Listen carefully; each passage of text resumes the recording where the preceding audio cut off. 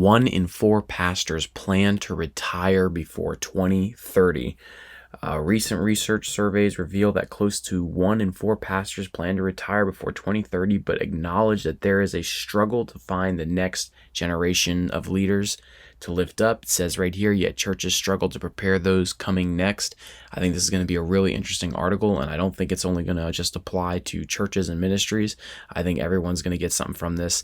Let's jump right in. Olive Baptist Church in Pensacola, Florida, has gotten serious about raising up a new generation of pastors. Normally, the congregation produces 1 or 2 young people every couple of years who feel a call. Right now, however, 12 young men are preparing to enter pastoral ministry. Ted Traylor, who has led the church for 33 years, meets with them weekly.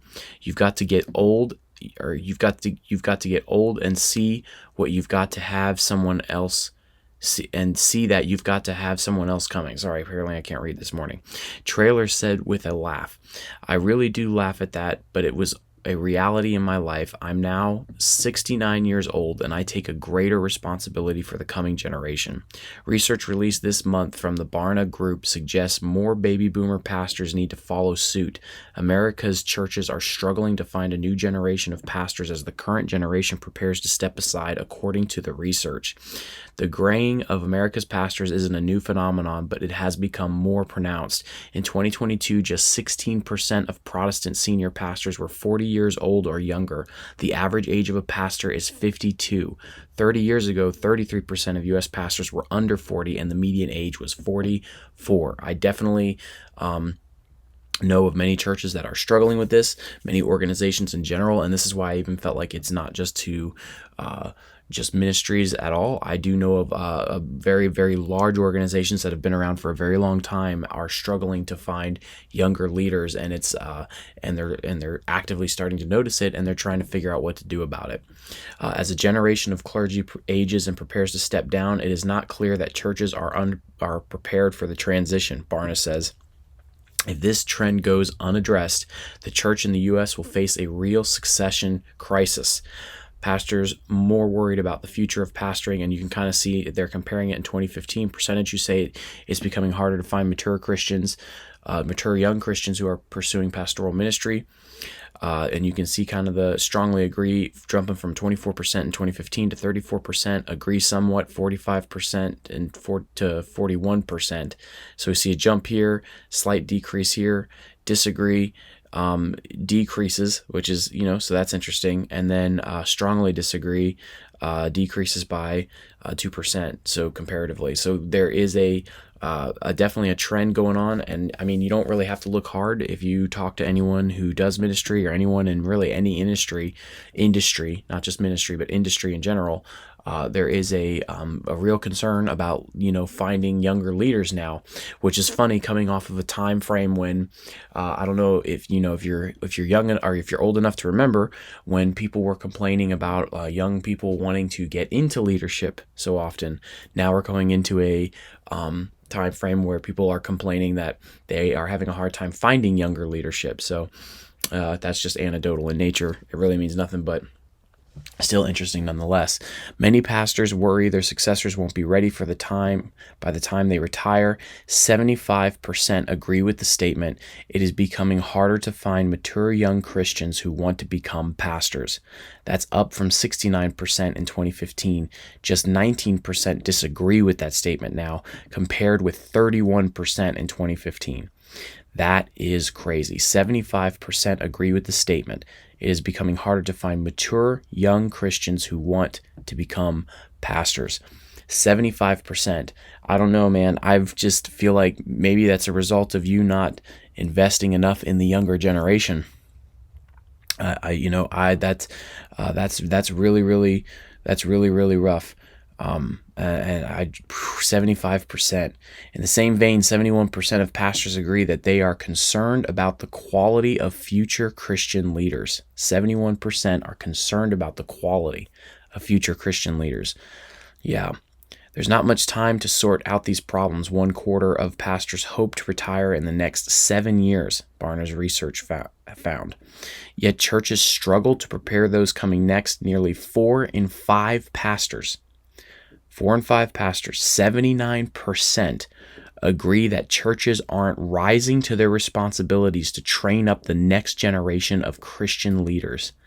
Nearly 79%, close to 80%, agree that churches aren't rising into their responsibilities to train up the next generation of Christian leaders.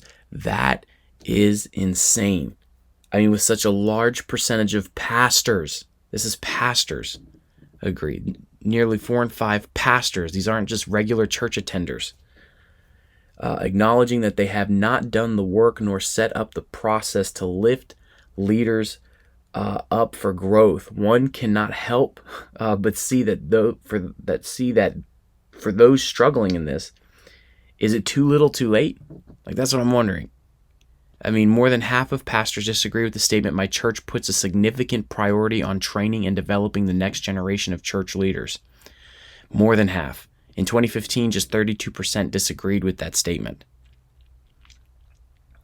Pastors see the importance of training new leaders. Just 7% of U.S. pastors say developing a leadership pipeline within their congregation isn't a high priority. 38% say I make it a top personal priority, and 14% delegate leadership development to staff. Just 7% of U.S. pastors say developing a leadership pipeline within their congregation isn't a high priority. Yet, nearly 4 in 5 pastors, 79%, agree that churches aren't rising to their responsibilities to train up the next generation of Christian leaders. And nearly more than half agree with the statement, "My church puts a significant priority on training and development the next generation of leaders." So, I mean, that's a crazy statement. You know, they now feel the urgency to build that potential in someone that they maybe should have felt earlier in their ministry. Now we may be seeing the results of years of refusing to let the younger generation into the conversations, to be honest. I'm not saying to let them drive. That's not what I'm saying. But at least let them in the room to be a part of the conversation and the direction of the ministry. Because you have to realize that you are not building just for now. That's the thing. Is all these organizations too, these larger organizations, like, you're not just building just for now. You're not trying to grow this thing just for the here and now, but you're building for what's to come. And if you have a vision to build to what's to come, then you can't just block out the younger generation and not think about pulling those people up. You have to pull it out of people. I mean, you know, you can't just ignore it and only worry about the responsibilities of your position as a leader. Because if you don't start pouring into people, you're not going to have anyone there. You know, we see it in the regular job market, like I said, and it's these organizations that feel like slow giants that are out of touch because they haven't lifted the younger generation into leadership, claiming that they don't know how to lead, but never really able to define what it looks like to be able to lead. So essentially moving the goalposts so often that the next generation lifts its hands and walks away. I mean, I remember how I'm hearing my older managers early on in my career complain about how all these millennials, they just want to come in and they just want to be leaders. They don't know what leadership is, and they're too young to know what leadership is, and yet we're never able to really define what that is. It just felt like it was just a prejudice against the younger generation. And if you keep hearing that as a millennial, when you're trying to grow, you're trying to lift yourself up, when you're asking the questions, well, show me what a leader is, show me what you need to see from me in order to put me into leadership, and they keep laughing at you and mocking you for wanting it, even though they are in that position themselves and they got there from someone actually giving them a shot, and people quickly forget that. Eventually, you're just going to walk away. Now, I know that's anecdotal in nature, and I'm not saying that's what's going on here. I'm not saying that's what's going on everywhere. But I mean, it's very clear to see. You don't have to walk very far down the road to talk to even just a young Christian leader, young church goer, and hear their frustrations with feeling like they're not heard or respected or, at least acknowledged, that they want a chance and they desire for it, and they want to be utilized and they want to be used and they want to reach their generation and younger, but the church has no interest in it. Or what they'll do is they'll create a youth group and shove them all in a corner. Here you go, you guys can have your little section, but we're going to continue. When you get older, when you grow up like us, we'll do what you want to do. And when has that ever worked? I mean, everyone needs to acknowledge that by the time that younger generation reaches your age, the organization itself is going to look completely different. There's going to be new direction. There's going to be new things going on culturally, and all that stuff is going to play a part in what the whole thing looks like. I'm not saying to change it completely. I'm not saying to abandon your values and abandon your morals. What I'm saying is that you need to acknowledge that with a new generation comes a new way and a new thing that God is doing or that the organization is doing. And if you're not comfortable with that, then don't be surprised when your church begins to die off because you're not pouring into people. And, I love and respect and desire to hear from the older generation. I desire to learn leadership from them. I desire to learn from them. I know that you need to be having those people in your life. You need to have those people in your church and in your organization. But it's a yin-yang thing. They need to be there, and so does the younger generation. Without them, there's no wisdom. Without them, there's no direction. Without them, there's no true warning. And without the younger generation, there's no future. There's no future. That's what I'm saying. The trouble is making time to develop younger leaders amid the demands of pastoral ministry. 40% of pastors surveyed said they have thought about the need for developing a leadership pipeline, but have too many other ministry concerns. Well, man, I have seen a lot of pastors and I've seen a lot of leaders that don't take the time to connect with people outside of the role. And maybe the problem here is that instead of trying to carve out time to separate the group of people you're trying to lead from the ministry needs and concerns, maybe the problem is you're not bringing them into the ministry needs and concerns. Maybe they could learn a lot more by just sitting beside you and watching you do it. Instead of you trying to, I don't have enough time to sit down and explain to you how my job works. If you don't have enough time to sit down and explain to someone how the job works, take that person by the hand and bring them with you into the job itself and show them how you do the job. Show them how you do it. That problem is more acute at medium-sized and small churches. Half of large church pastors say developing a leadership pipeline is a personal priority, but only about a third of medium-sized churches, 36%, and small church pastors, 35%, agree. I find that very interesting. It's more acute in medium-sized and small churches. Half of large church pastors say developing a leadership pipeline is a personal priority. Are we seeing potentially a trend when you have close to half of these larger churches say developing a leadership pipeline as a personal priority? Are we maybe seeing that the church growth a lot of times isn't so much because people are coming to get their ears tickled, but that it's simply because there are people there investing in people and lifting them up? At least half of the time? But only about a third of medium-sized church pastors, 36%, and small church pastors, 35%, agree. So you have a small amount of medium-sized and small churches that even make the time for it. Are we seeing a trend there? It's especially sad because, as far as these large churches, obviously I don't know the numbers they're basing it on, but a majority of churches in America are made up of these medium-sized and small churches. So most of the places these people are going, when you have a lot of people going to those size churches, they're not even getting an opportunity to be lifted up into their roles. Very, very interesting. Very interesting article. So, anyways, they go on to talk about the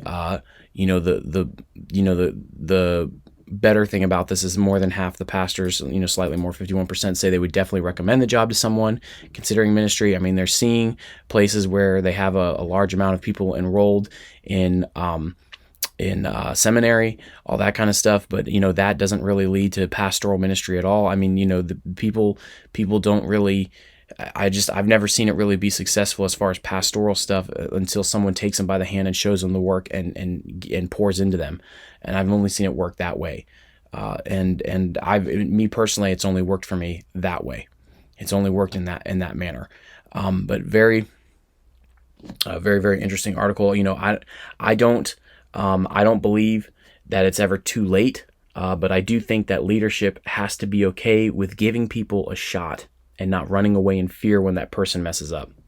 And that's really what it is. A lot of times when you talk to leaders and in any organization or any industry, their fear is that someone younger coming in and they give them the opportunity to move and they make a mistake, and you can't be afraid of mistakes.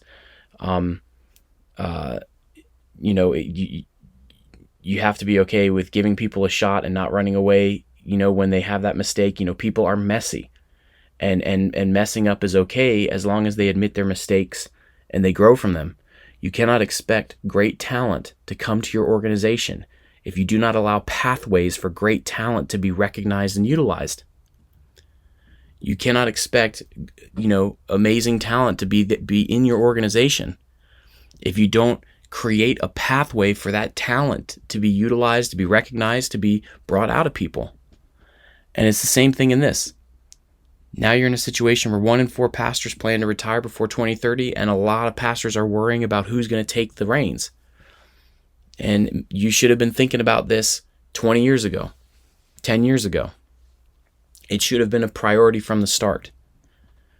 Man, and I find it so interesting, that statistic, that